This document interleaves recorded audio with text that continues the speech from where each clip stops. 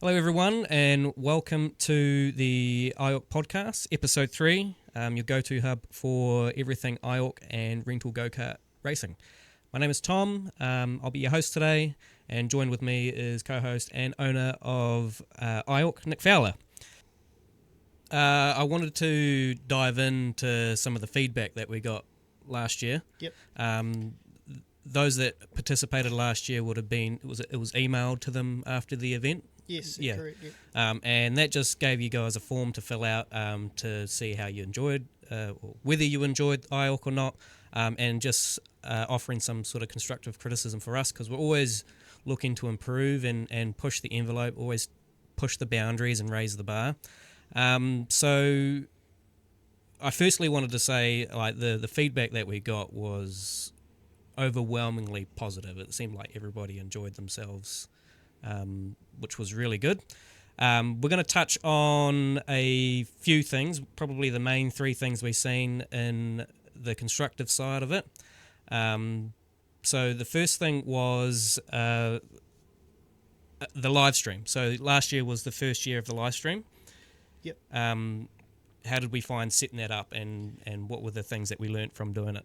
Yeah, so obviously we call it mid off season or mid build up for IORK.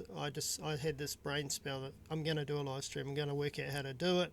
I talked to some boys that race in the 2024 event, and they'd given me some ideas on software and stuff to use, and I played around. I thought, oh yeah, we can do this, and so we invested some money in equipment, and then we had a plan to build it all up and get it install it into the Ace Motorsport track.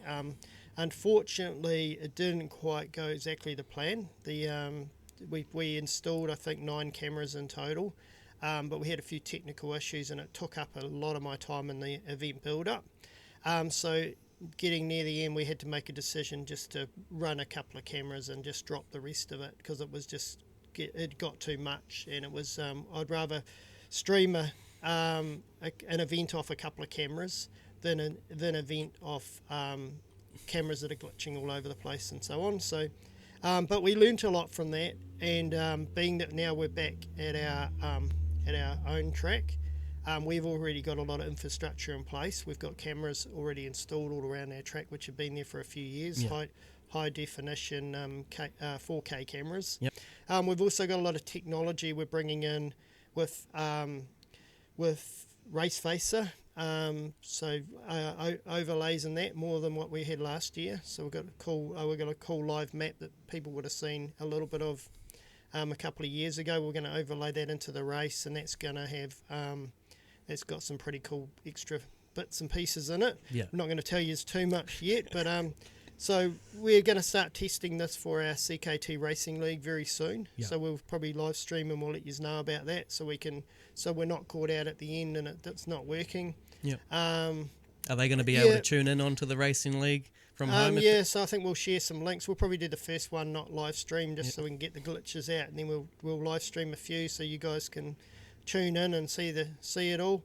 Obviously, it won't be as good as the IORK stream, because we haven't got the same sort of commentary and all that. Yeah.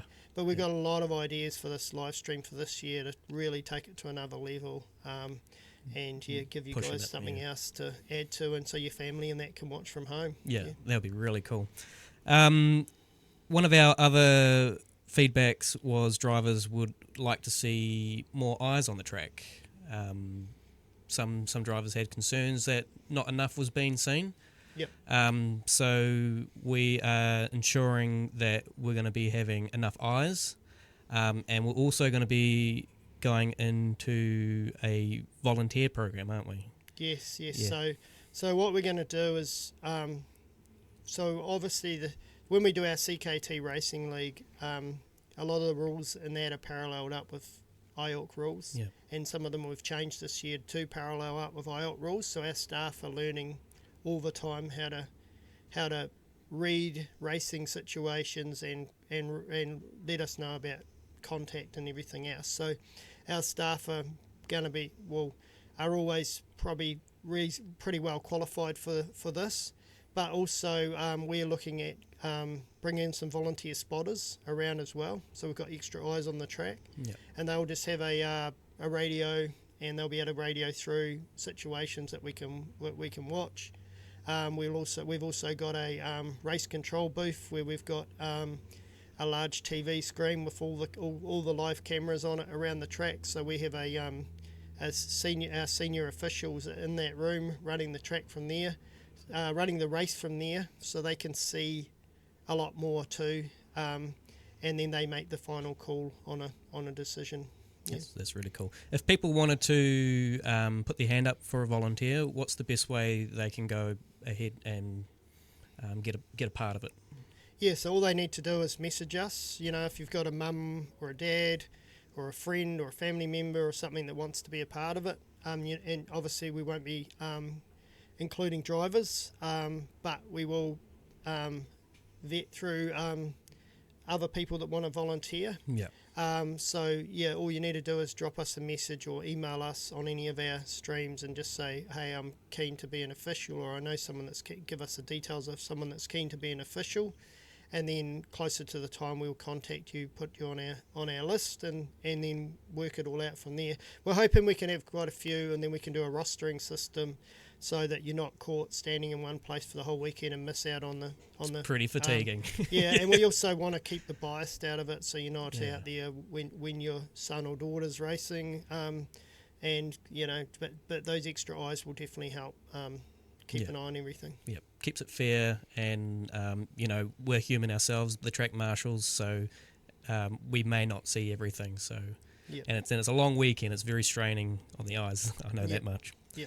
Our last bit of feedback, and it's probably the most noted, and it's the most challenging, is kart parity. So the difference between karts. So what have we been doing in order to achieve kart parity? Okay, so we sort of looked at it after reading all the feedback, which we were really welcome, and we just thought, well, how are we going to make this so we can take the larger numbers, probably the biggest numbers we've ever had, and make sure that everyone's got good karts and so on. So we've actually bought some more karts, bought another fleet of karts. At this stage, we don't have any intentions of selling the ones we've got. They're all the same. And we, depending on how everything works, we're going to get the best karts from the two fleets, and we might not run them every weekend here, but we'll on the weekend of IORK, we've got a threshold that which is very strict threshold that we're happy with, that we've already written down and we're aware of, and we're going to substitute any karts that aren't inside that threshold, and we're going to bring in the other karts that are inside that threshold. So we've got a fleet of, let's say, 16 to 18 karts, which are all very, very even. Very even. Keeps it fair, and that really brings it back down to driver ability and race sense, doesn't it? Yeah, I think we'll have the best fleet of karts that's ever been in probably any motorsport event, for evenness, because they're all the same. They're all going to be tested. We're going to drop the ones that we don't want, and we're going to say you guys are the best, and you come in. They've met the criteria. Yeah. Would it go as far as, if we have one very good kart, will we exclude that good kart out of the pack? Absolutely. Yeah. Yep. They've all got to be inside this bracket. Yeah. So if we, in the past we've had a kart we've just about every year we come across the same problem. We've got one kart that's an absolute rocket, and we've had to try and detune it to make it fit inside, so it's not too much faster than the rest. If we can't get it detuned to where we want it, we'll just pull it out of the fleet and we'll say, okay, it's too fast. We just want to have a reliable, fast fleet that are all exactly the same. Yeah. The advantages we have probably compared to other tracks is I own another business called Rental Karts New Zealand, so we're an importer of rental karts. This has been a decision we've made because we want to grow this event bigger and better and continue it. So we just made a decision to buy this fleet of karts. Yeah.